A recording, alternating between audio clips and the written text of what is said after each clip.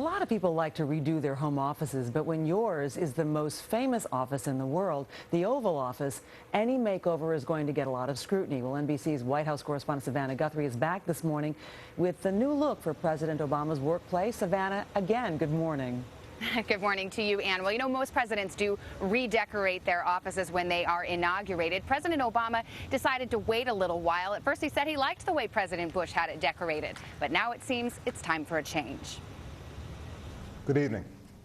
On Tuesday night, it wasn't just what President Obama said that got noticed, but where he said it, an Oval Office that just got a makeover.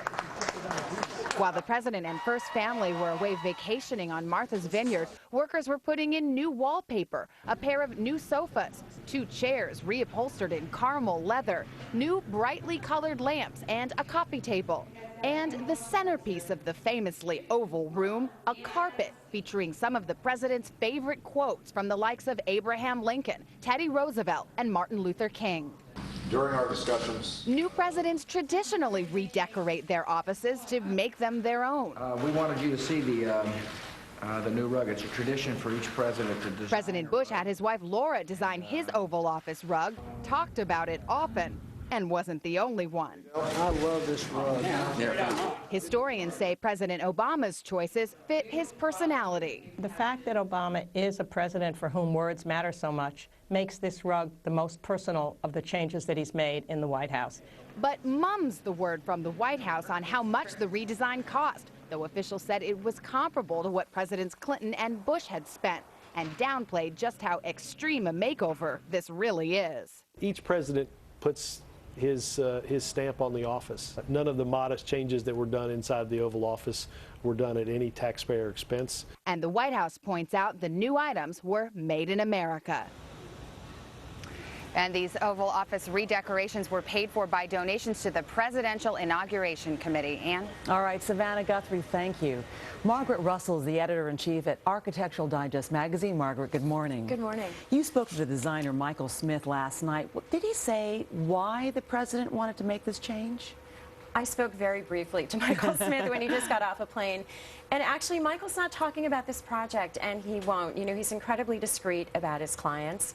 But they've been in the office now for several months, and every president does come in and put his own imprint on the Oval Office. It was expected. It's modern.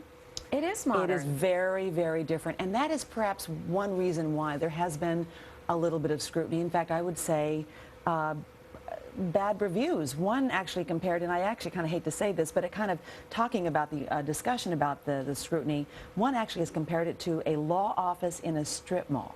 Okay, now I know you're not a designer. Oh, that's just mean. Okay, it is. But what do you think? I mean, give us an idea about what he was going for and what the idea is of this room. Well, I think the ideas are really strong, and I think the room reflects both the president, who I think is a very modern-looking president, but he always has one foot in the past and one foot in the future. I think that he's very cognizant of the legacy and the foundation of that office. So this office actually has a lot that's been there for a long time.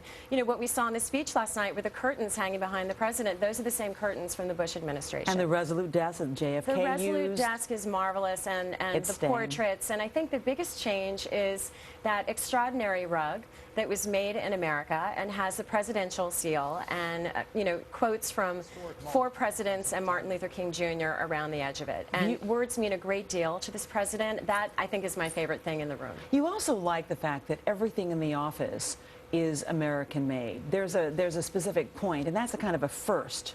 I think it's really important. It was surprising to me that in the past everything wasn't American-made, and it is now. And you know, the design industry has been really hard hit by the economy, and so whether it's good or bad reviews, if there's more attention paid to design because of this, then I think Michael Smith has done a terrific thing. He's he's focused on very small, artisanal, family-owned companies, and I think their businesses will get an enormous boost from this exposure. Also to be noted, no taxpayer money was used to remodel this office, but you're someone who understands this profession. How much money do you think it probably cost? I have absolutely no idea. I know that the rug was donated. I think that people probably did things at cost just for the honor of being included in that office. Hundreds of thousands? It's not for me to say. All right. Well, I guess we're still going to have to ask the White House to cough up that number. Margaret Russell, a pleasure and congratulations. Thank you so much on your new post. Thank you.